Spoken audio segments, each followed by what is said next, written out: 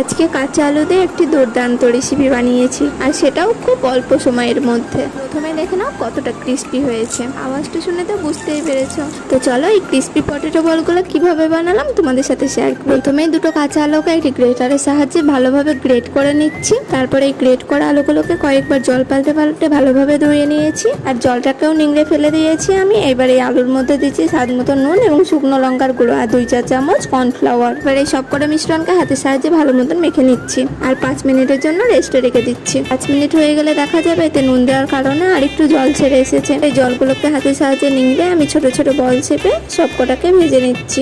আমার বেশ ভালো মতন ভাজা হয়ে গেছে, আমি এবার একটি প্লেটে তুলে নিচ্ছি। আমি প্রথমে অল্প পরিমাণেই করলাম, কারণ প্রথম তো ভুল হলে সঠিকটা পরে আন্দাজ করতে পারবো, তার জন্য।